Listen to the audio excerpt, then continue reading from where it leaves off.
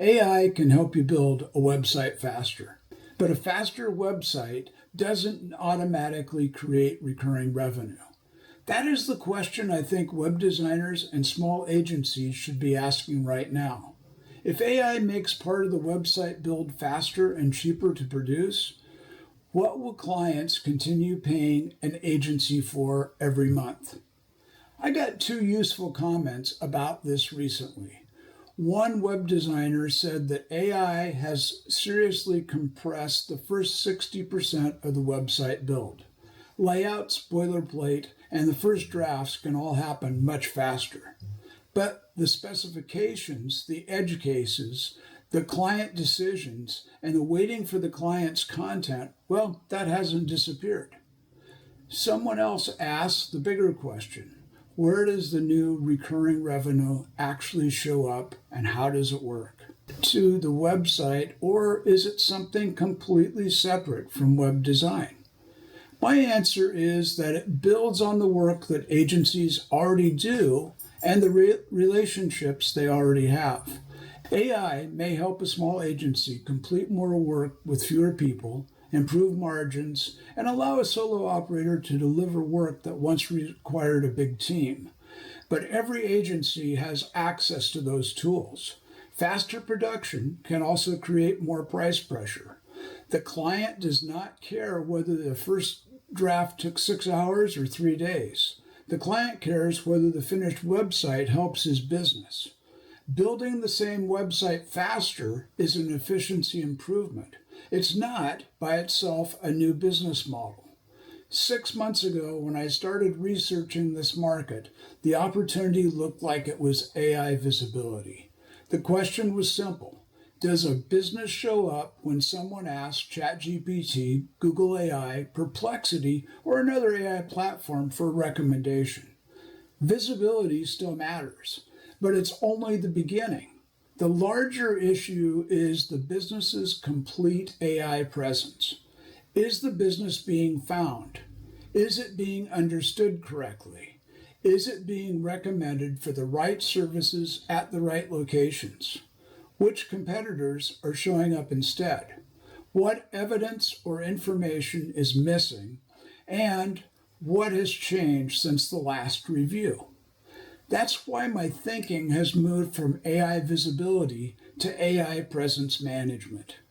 Most agencies already provide some recurring services such as website care, SEO and reputation management, content development, and social media. AI presence management does not replace those services. It helps identify what a client may need based on how AI systems find, understand, and evaluate the business. The process does not need to be complicated. Start with a client that you already know, run an initial audit, show the decision maker the most important gaps and the competitive context. Complete a focused quick win project using your agency's workflow and things that you're qualified to perform. Then place the client into an ongoing review and reporting schedule. The initial audit creates the opportunity. The monthly impact report creates the reason for the client conversation to continue every month. That reporting piece may be the biggest differentiator in our entire model. The initial report establishes the baseline. It shows how the business is currently being found and understood, which competitors are appearing, and where important gaps exist, and what should be considered to be done first. The monthly impact report continues that story. It shows the client what changed during the month, what work was completed, where movement was observed, where gaps are still open, and what the next priorities need to be. It also separates work included in the monthly service from work that needs a separate scope. That matters because clients do not simply want a list of tasks. They want to understand what the agency is doing, why it matters, and what should happen next. This is not a promise that a score will rise every month. And it is not a guarantee that an AI platform will recommend the business. No honest agency should promise either one of those things. This is a consistent way for the agency and the client to review observable evidence and make the next decision together. Inside RediForAI, an agency can place a client into a recurring reporting schedule. When you have a credit available, the report can run and the agency receives a reminder to review and send the report. If no credit's available, well, we send you a notice and let you know that. The platform creates the report under the agency's brand, but the agency still reviews the information, applies its judgment, and most importantly, explains it to the client. The software produces the document. The agency owns the relationship and the conversation. That relationship may be the agency's most valuable advantage. Let me tell you, I spent 15 years running a local insurance agency.